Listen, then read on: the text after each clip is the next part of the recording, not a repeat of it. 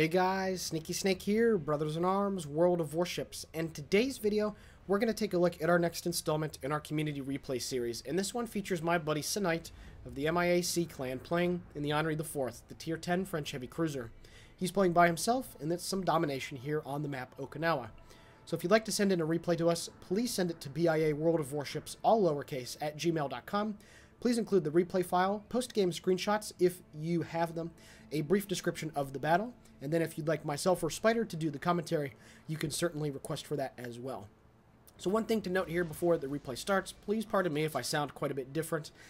I woke up this morning and felt like complete shit, to put it lightly. My nose is all stuffed up, I got a headache. I'm not 100% sure what's going on, but I am definitely under the weather, so to speak. So please pardon me, I probably sound quite a bit different over the mic, but just bear that in mind for me, please, and thank you. So, Synighte here in the Henri IV. This replay that you're going to see here is, well, it's pretty good. That's the best way to put it. It's not perfect, it's not uber amazing, but it's a pretty darn good replay of how to play the Henri IV. And there's really only one big mistake that he makes in this replay. And we'll certainly get to that when the time comes. But Synighte here is going to show you how to take advantage of the French heavy cruisers in general, starting at tier 7 and up, when you get 203+ guns and you have the speed boost and you're able to go at 35, 40 knots. And this is what you get at the top of the branch. You get a very large cruiser that has guns that are 240mm in caliber, which is just ginormous. The high explosive alpha is great. This thing is also blazing fast. It can get over 40 knots with the speed boost and the Sierra Mike flag going, which is just incredible for a cruiser, to be honest with you. And what it allows you to do is play the role of, I guess, a Zao. It allows you to play that long-range support role where you're spamming high explosive. But while it loses out to the Zao on its utility, the Zao has better torpedoes, the Zao has better armor, the Zao has much better concealment. What this thing has is just the blazing speed. And you'd be surprised just how effective you're able to take advantage of it. When you're trying to dodge shells and when you're trying to put yourself in early game positions to do a lot of farming, like he's going to do here to the Synighte Grosso. Now, going to the A capture zone on Okinawa is probably one of the most controversial decisions that you can make in World of Warships, and one that I particularly do not agree with. I don't remember the last time that I went up to A on purpose on this map. And there's just certain maps that going to the A cap is just a bad idea. Another one that comes to mind is Mountain Range. However, the Henri IV is one of the few ships that I think can do something like this, and it's really not that big of a detriment to the team. And the reason why I say that is, again, the speed. You can see the angle that he's working on this Synighte Grosso already. We're not even 2.5 minutes into the game, and he's already put himself in a position where he's getting some very nice flanking shots on this guy. You can see that the Freddy did use his damage control not too long ago, so chances are he's going to get a fire on the next couple of salvos, and he will be sitting good, and this Freddy will be in a lot of trouble. And as I say that, he manages to get a double fire right around the superstructure on that tier 9 German battleship. So his positioning right now, while it doesn't look good on paper, when you break it down at face value and you look at the engagement that he's in right now, this is a very good spot. And this is something that the Henri IV excels at, and French cruisers excel at in general. So you can see here, the friendly Missouri is also pushing in, and there's a Z-46 that has torpedoes inbound on that German behemoth, and he is going to land quite a few, 3 of them to be exact on the first wave, and then the second wave manages to take care of business. So his team does get the early lead now, and because they have the A capture zone, and the enemy team is not going to try and contest that for the remainder of the game, they are going to get guaranteed points, 3 every about 5 seconds for the duration of this match. So that's very good. Now, again, you might be looking here at the minimap that he pulls up by hitting the M key. He is way out of position. Well, that's okay, because this thing, like I said, can go over 40 knots. He still has 1 minute and 52 seconds left on his speed boost, so he is just going to motor on down around the flank, and he's going to get to the side of the enemy fleet. Now, the A cap, the only way that you're able to truly make it work is that if you know you have a significant advantage in ships, in the numbers, and you have to push through. you have to push through and nonstop. You want to turn it into, I guess, at least if you spawn on the northeast side of the map, you want to turn it into a counterclockwise fight where you force the enemy team all the way down into C and you bring assets around to the A cap. But again, it's very hard to do, especially in randoms, because you can't count on your teammates to be able to hold off the enemy ships that are down at the B and C objective. So that's why I just go play at B and C virtually exclusively on this map, because, you know, chances are the enemy team is going to do the same thing, and you want to have your skilled players and your skilled ships, or your best ships, I should say, where the combat is the heaviest. But not taking anything away here from what Synighte is doing. He got a very nice angle on the Freddy, and now he's ready to do some business. So at this point, it's 244 to 340. You can see his friendly team has lost 2 more ships in pretty quick succession. Unfortunately, the Z-46 got cut out, and that's one reason, again, why B and C is the prudent play. You can see that there are plenty of enemy destroyers on the B cap. Being able to wolfpack that part of the map is incredibly valuable, and it also provides for you quite a bit of advanced scouting, because you're able to put yourself in positions where you're able to get deep into the midsection of the map and provide all of that juicy spotting for your team. So at this point, he is detected. He has made his way enough around the headland where he's able to get some shots here at the enemy Alabama that's moving away. Unfortunately, the enemy Montana manages to take out the gearing, and so far, so good. Another classic example of why it looks like the enemy team is not going to have too much trouble taking care of the win in this game. So, yeah, he's continuing his push around, which is good.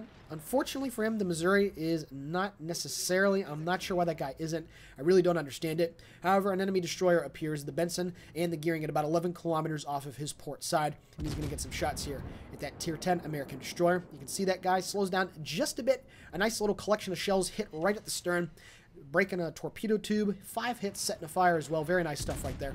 And now his next salvo goes out at Bonfire. Will he be able to secure the kill? Unfortunately, the guy moved just a little bit faster than I think Synighte was anticipating. However, you got to be thinking to yourself here, since that gearing is not shooting at him, that he's dropping torpedoes. And I know that that's something that you've probably heard Puddin say a million times in his videos.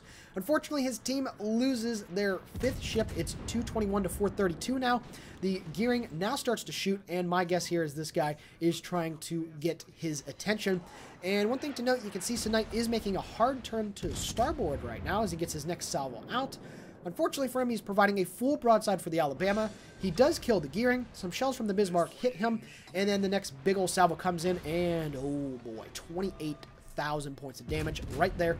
That was the one critical mistake that he made during this replay, but it's a good thing that he made his turn to the right. And you know what? In retrospect, what would you rather do? Eat a 28,000 damaging salvo or die from torpedoes? Well, at least he has some hit points to work with. But very unfortunately, with the next salvo from the Bismarck, he manages to get citadeled right through that very weak part of the Henri IV. You can see where the rear turret is. If you aim just a little bit in front of it, that seems to be quite the weak spot on this guy. So his team now has lost 6 ships compared to the enemy team's 2. And again, this is looking just like a classic game on Okinawa, why you need to go BC. But Synighte will be damned if that happens. He has his next speed boost ready to go. The friendly Kerforce manages to take out the Charles Martel, and then the friendly Missouri manages to take care of the Neptune. So it's not all lost at this point. They do need to continue getting those frags. But again, Synighte has to pull away and go to long range. He still has 45 seconds until his next heal, but he will be able to heal back quite a bit of it, so there's no reason for him to try to rush in there. Again, this thing has very nice range, 19.1 kilometers, without the range modification on it. Obviously, he's going with the reload, so, you know, still plenty of range. Excuse me, I'm sorry. Plenty of range for him to be able to work over, and the friendly Missouri manages to take care of the Alabama. So all of a sudden, his team has managed to make the score 344 to 319. The enemy team still has control of 2 out of the 3 caps, but it's at least making the job for Synighte that he's going to have here in a little bit that much easier, because there's going to be that fewer enemy ships to be able to shoot back at him. Very unfortunately, however, the Bismarck managed to get a citadel on the friendly Missouri, and that detonated him. That is a very rare occurrence these days, at least it seems to me. The Baltimore on his team, however, manages to take care of the Shimakaze, so now the enemy team only has 2 destroyers left, while the pink gearing on his squad has managed to stay alive, so that's very important. It's 335 to 344. You can see here, he gets a double fire on that Bismarck with his last salvo. That was some epic RNG. He is burning on the stern and right in the midsection. He got his next salvo downrange at the enemy, what was that, the Hindenburg, I think? Yeah, I guess his shells missed. The Bismarck continues to burn, however. He did use his damage control, so very unfortunately for him, it is not looking good. He manages to pick up the Witherer at 119,000 points of damage, which is pretty impressive, I must say. And it looks like this next salvo is going to be on target just a little bit. 1,000 damage there on that one. Only a couple shells hit, but unfortunately one of them broke. But it looks like that Bismarck is going to burn down from his double fire that he set, which was pretty ludicrous, to be honest with you, but that's what the Henri IV does, and there we go. He picks up the Arsonist to boot at 129,000 points of damage, so very nice stuff. And the next salvo sets another fire on the enemy Hindenburg, Admiral T-Rex. His team is now in the B cap. The Baltimore is on the objective. It's 414 to 335, so this has turned out to be quite the game here. He loads the armor piercing for the Hindenburg, and one low-key thing about the Henri IV is that the AP performance on these guns is pretty freaking nice. It is able to citadel other cruisers out to its max range, which is something that is it's really nice to have. It's really nice to have. It's a good feature about the armor piercing shells. Unfortunately, that Hindenburg is angled just enough, it appears, to be able to deflect most of the shells here.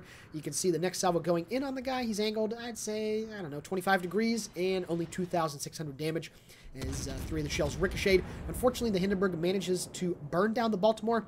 And then, very unfortunately, the Montana takes care of the Bismarck. So we're now in a 2 versus 4. The Gearing is still trying to stay on the C cap, but he only has 23,000 hit points to work with. He does manage to get a penetration through the stern of the Benson, which is a bit of a surprise.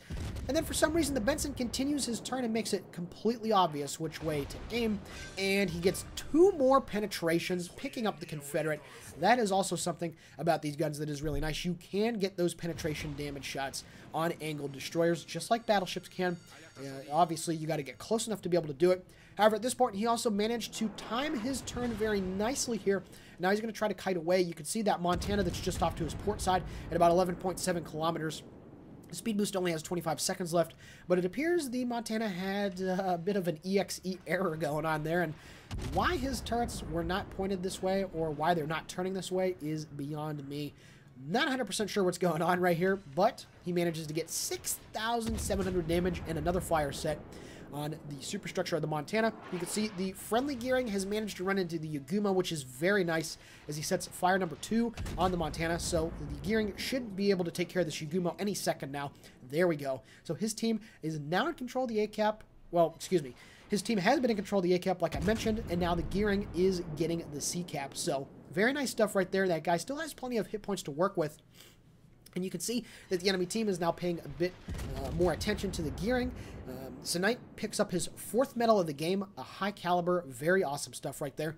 And you can see more shells going in on the Hindenburg. He's down to 29,000 hit points, which, you know, at this point, he is in the better position because you're kiting away, and that's just, you know, that's tried and true. That's how cruiser combat works. Generally speaking, the one that is kiting away is in a much better position. He keeps looking back over at the Montana after he shoots his salvos just to see what that guy is doing. He does manage to land a double fire on the Hindenburg, which is very nice. You can see the Hindenburg realizes that it's his time to make that full, 4-point turn to port to try to get out of dodge. Unfortunately, and this is just a very low-key thing, I really wish he would have recognized that and switched to the to the armor-piercing shell. I really wish he would have done that a little bit earlier. And it's something very small, but he could have gotten a much better hit on that Hindenburg potentially with that second-to-last high-explosive salvo that went in there. But I digress. That's okay. It's not that big of a deal. That Hindenburg did use his damage control and did get turned away, so that's nice. And you can see that he's only down to 19,000 hit points. He's been able to utilize what he's had remaining quite effectively throughout the mid to latter portion of this game, which is very nice. However, at this point, he is going to turn in now and go bow on towards this enemy Montana. He's up to 210,000 points of damage. Very unfortunately, those Gearing torpedoes do not manage to get one hit on that Montana. However, he manages to get 2 base defense ribbons because he hit him with a very nice salvo of armor piercing. And there we go. He picks up 2 more and sets a fire on the bow of that Tier 10 American battleship. So at this point, it is looking pretty good. He does use his damage control, the Montana that is. So At this point, just keep the high explosive loaded. Unfortunately, the Hindenburg does appear right off his bow, so at this point, he is committed, however. There's no way that he's going to be able to turn out and try to, start kiting away again. He's way too close, and that Hindenburg would absolutely punish him for it if he tried to do so. He does take a decent hit for about 4,000 damage, but he keeps on shooting at the Montana. He really, really needs to get another fire set on that guy, which would be beneficial. But of course, in crunch time, when it's right at the end of the game, that's exactly when it does not happen. He is turning quite a bit to port here. You can see the Hindenburg is also turning his guns to his starboard side right now, so he does have to angle back in. At this point, same thing as I said earlier, I would have had the armor-piercing shot loaded. I know that the Montana is low, but I really think that he would have been able to get a very nice salvo of armor piercing off at that Hindenburg. Again, it's something very minimal, but in the heat of the moment, it's easy to forget about it. And you can see here with his adrenaline rush going, his reload is down to 9 seconds, so I really do think he would have been able to do that. But anyway, he gets the armor piercing on the superstructure of the Montana. Very nice stuff. He launches his port side of torpedoes at that guy, and now he's going to shoot here once again. That armor piercing shot should take out the Monty, and he actually picks up the arsonist as his fire does. That's his second arsonist of the game, and he has his armor piercing shot loaded once again. Unfortunately, it appears that Hindenburg is angled just enough. We'll see here with this salvo, and yes, sir. Only 1 penetration, 3 shells ricochet. I really think he could have gotten a little bit more bang for his buck if he was a little bit more prudent with his ammunition switching. But at this point, his team does have a very nice lead now, 617 to 473.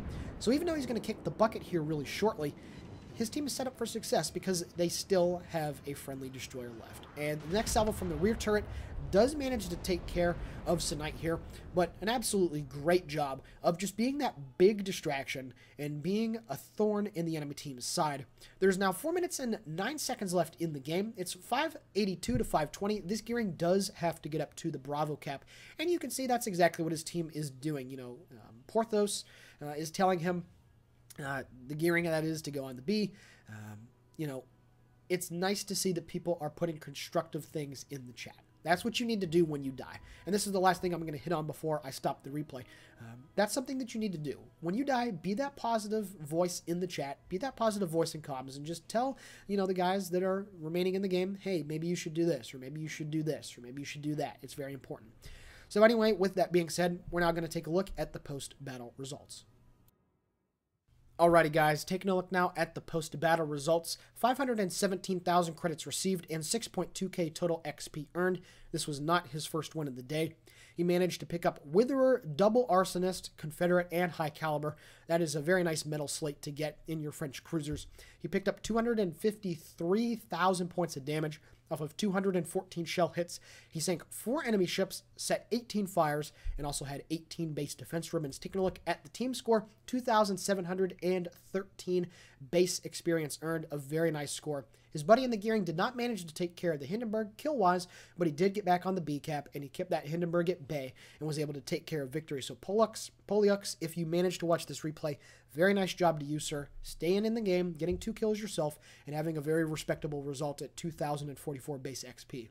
Taking a look at the detailed report, 135,000 damage dealt with the main battery, 100k with the HE, and 34k with the armor piercing. Look at that, though. 118,000 points of damage dealt with the fires that he set. He was just a short bit away from having not only a double arsonist, but a double witherer, which is pretty ridiculous. The potential damage of 1.376 million, that's not bad. He did take that very big salvo from the Alabama, which also would have cut in to his damage received as well. Only 86,000. Could have been a little bit more, but he still did a very nice job. And Synighte, thank you very much for sending in this replay. It's always nice to feature, you guys from MIA, because you're a good clan, you have a lot of good players, and you have a lot of good replays. So thank you very much for sending it in, and I'm glad that I was able to commentate on it. So with that being said, this is the Sneaky Snake for Brothers in Arms World of Warships signing off. Guys and gals, please consider giving the video a like, commenting on it, or possibly subscribing to the channel. All of it is very much appreciated. And with that being said, have a great day.